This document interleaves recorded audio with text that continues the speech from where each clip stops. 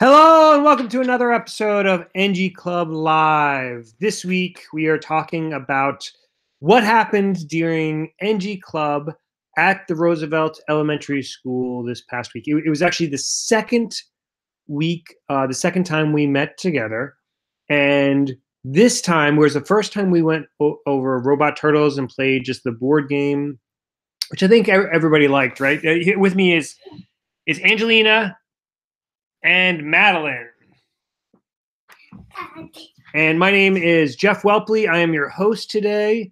I am a software developer. I run a company called Get Human, and I am teaching a coding club at the Melrose Elementary School for doing a lot of different activities related to coding. So, like I said, first week we did Robot Turtles. This past week, Angie, what did we do this past week? Come on over here and tell us. This past week we did. Which one now? You remember Scratch? Scratch was good, but a lot of people shrunk their cats. Right. Yes, we'll talk about that in a minute. Maddie, what did you think about it? It was great. And Angie, we were supposed to shrink our cats. Not like so shrink it that it was only a dot. That's what one person did. Like maybe two people. I made my cat so big that it took up the whole screen. So clearly there was a little bit of controversy that went on. We'll get into that and a lot of other things. But to start off, so I prepared a game written in Scratch. And actually, maybe we should take a step back and talk about what is Scratch. Angie, do you want to give an idea of what Scratch is? Scratch is like a thing people can do. Like it's a flying cat is in the new Scratch, the old Scratch. So you could make a background, there's people, and you could make it talk. But the new Scratch, it's kind of different. Like there's dots with the names underlined, and once you press it, it will go to the one. So, and you can use different ones. How would you describe Scratch, Maddie? Well, I would describe Scratch as like a new version, because there's also that Scratch Junior, which is what I thought Angie was thinking. Because Scratch always had those things, character you press on them.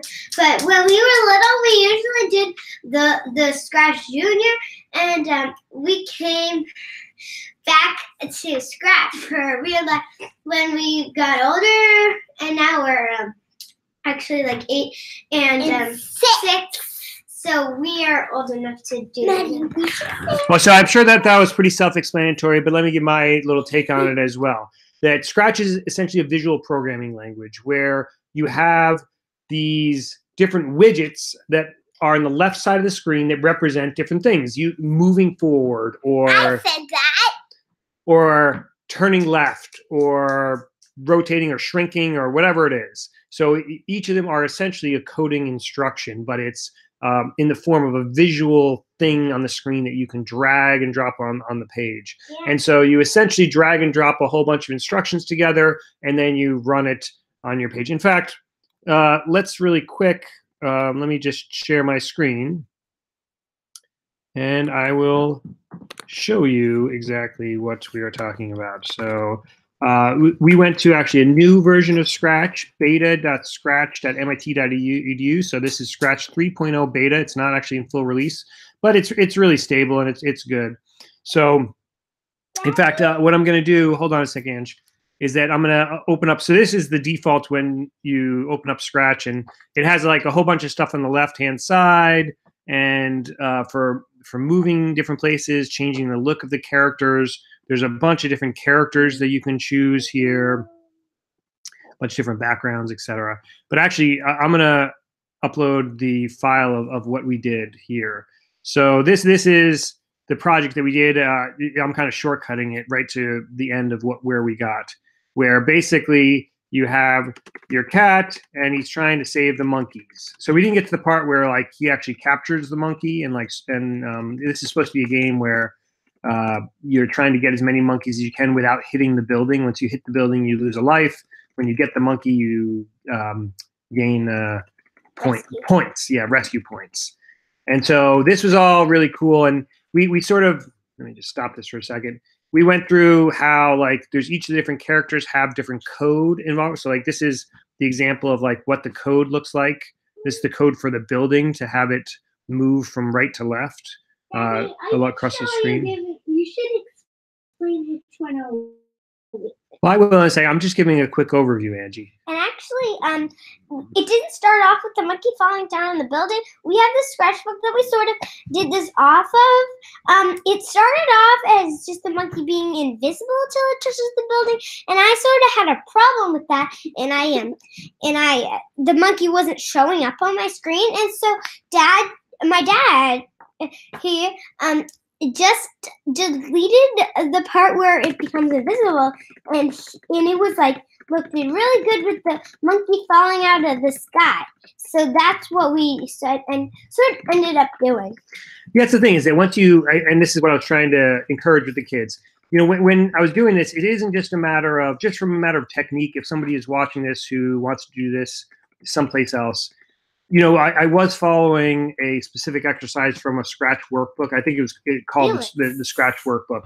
But I made care to go like instruction by instruction and explain like for example, this is the cat instructions. And as I was kind of going through this, I explained like, okay, for example, this one, like go to front layer. Like, what does it mean layering? You know, because there's different things on the screen and they can be on top of one another. And so what does it mean to go to the front layer? And so like we went really slowly and talked about each and everything. And Mady, do you think that was helpful when we did that? Yeah, you already sort of explained to me what the front layer is, and it is kind of actually pretty funny that if you had this big object and this was covering the whole screen, and there was tons and tons of characters behind it, and you just put that go to front layer block on each character and press go, it would all be in the front of the screen. It would be that's what's crazy to me.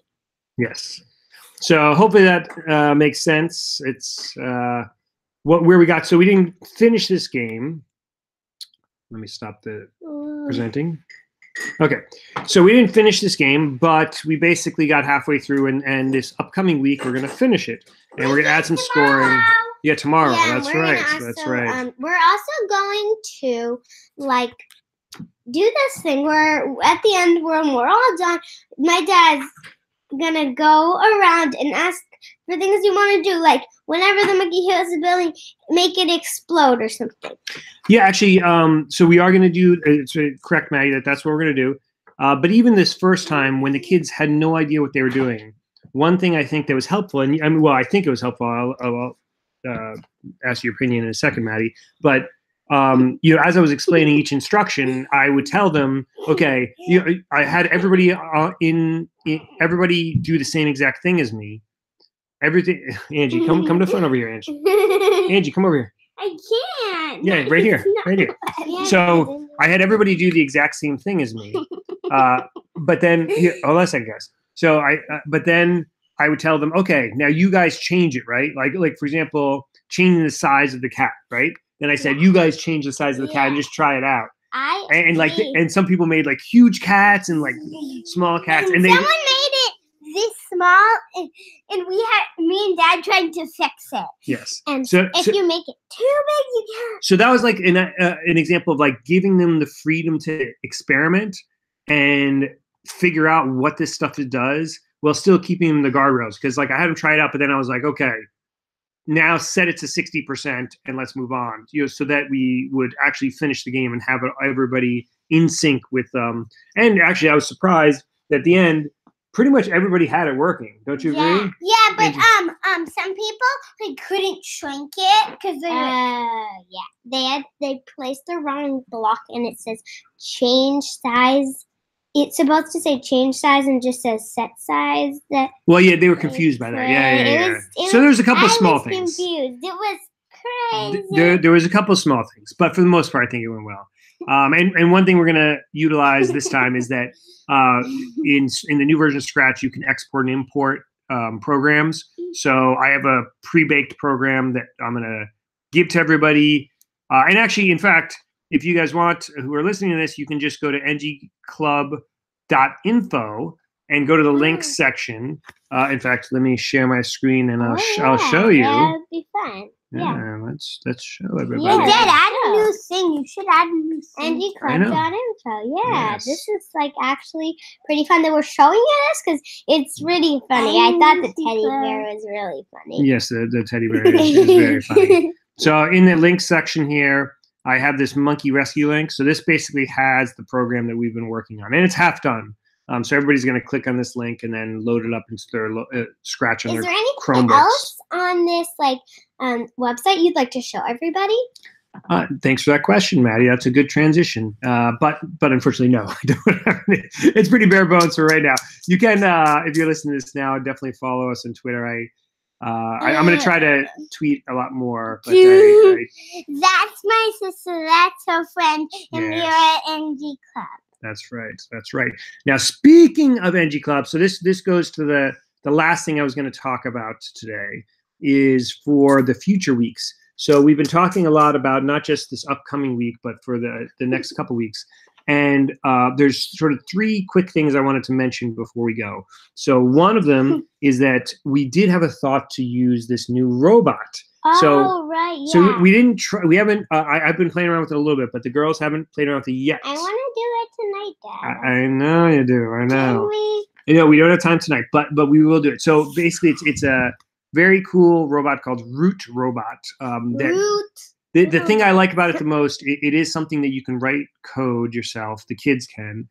To have this robot go around on the whiteboard. Tilt screen where you can tilt your screen. Yeah. You should be teased by this. The thing I like the most about the Root Robot is that it does a progressive way of teaching. So it starts off very, very easy, like Maddie's saying, where you can just tilt the screen and move the robot around. But then you can actually do visual programming just like Scratch, almost exactly like Scratch. And then you can move to actually written code. Now they do use Swift, which I'm trying to convince them to change that to JavaScript, and I think they might do that in the future. But it's basically something where you drag and drop like actual written code as well, so they aren't like actually typing it in, and that gets them used to like real code now. Hey, both of you guys relax.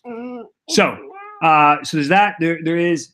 So, guys, relax for a second. We have 2 other things to talk about. Maddie, can you get up? Both of you guys sit down over there. Go both sit down over there. Okay. So, the 2 other things are that we also next month. Did you guys know that they're going to ask the call for proposals for NG Comp? Yes, I really want to enter. Yes. I want the whole club to be there, and then we can explain. Well, we'll see about that. That would be about permission from parents and all the permission slips. I honestly, I doubt that that's going to happen, guys. Realistically, that's likely not going to happen. An hour to get to Utah. I know. And get back from NG. Sure. I mean, it takes 3 days. But even though I don't think that will happen, we are going to submit a proposal for an NG Club to talk about NG Club at NG Conf. So we'll see how that goes. And then the last thing I was going to talk about is because so I didn't actually mention with the Root Robot, we are still trying it out, but unfortunately, I don't think it's going to work this year for NG Club because it's iOS only as far as the app used to do the programming. And the girls are in this school is all on Chromebooks, and so it needs to have an Android app, and that's something they're building in the future. It's not the whole school that's on Chromebooks. There is the kindergartners, I think, that might have iPads. When I was in kindergarten at the Roosevelt School, we had iPads. Oh, really? And we're still in the Roosevelt School. Well, okay, I hear you. So it is a possibility for the future, but because I've already talked to them about. I know, so we will do it at home. But I'm talking about in the club at the school, there's logistical issues with whenever you need a new piece of hardware in the school, they had to go through all sorts of hoops. So that's not going to happen this time, but potentially next NG Club, like in the spring. Okay. We'll do that. So the last thing, so that won't work out. So the question was like how we're going to transition to real code for the last couple of weeks of NG Club. And so what I am thinking now, which I don't have in place yet, but I want to create a Stack Blitz or use somebody else's Stack Blitz or modify their Stack Blitz program to show the kids and have them modify. And I sort of have in my mind some requirements. Obviously, when you have kids trying to change actual real code, there's all sorts of other which I'm into, but I think that if I set up the project correctly or in a certain way, it'll minimize damage and be something that's really fun. I mean, I basically want them to have the same type of fun that they had with the Scratch game. So create some sort of game thing where they can make small changes and see the impacts right away, but that they can't do something where all of a sudden the thing's completely not working and we don't know what's happened. So I talked to Eric, who's the creator of Stack Blitz, about some ideas for things that other people have already created there. And if we can't find anything that somebody else has already created, I will just be creating my own thing. And that might take a lot of work. No, I don't think so. Well, you created your own like company, like yes, I write code all the time, Maddie. Then how are you supposed to create one little page of Stack Blitz? This is my Angie, you can't. We didn't get permissions from those other kids to show them on that. You can't show other. No, it's Angie. You can't show other kids on there. So, anyways, lots of going on. I think that it's been a lot of fun. I think you girls are having fun doing the club, right? Yeah. Angie, you having fun? Yeah. Good. Okay. So that's it for this week. We can wrap it up. Angie, do you have anything else you want to say that we have not talked about yet? Yes.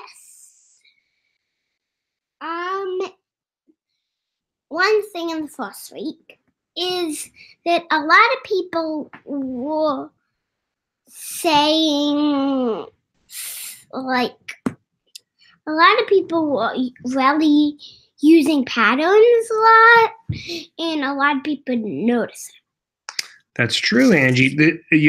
So you're talking about when we were doing robot turtles, and people were putting down code instructions for the turtles, and they didn't notice that there was a pattern that they can use for the function frog. So yes, I agree.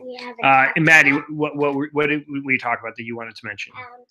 So one thing I'm going to talk about is just that that if you're out there and you're like a really good person with code and you have children in elementary school, feel free to start your own at your school. Because it's only one school so far that has this coding club, and if you want, you can actually create another one at another school. That's not true. There could be other people in the world that do have schools, but I would say you should start a club. So you both think this is a very good recommendation you guys are making, that if somebody's at another school and they're interested in it, they should make their own club. Is that right? Yeah. Cool. Well, that's a good note to end on. Thanks, everyone, for joining us, and we'll see you again next week. Bye.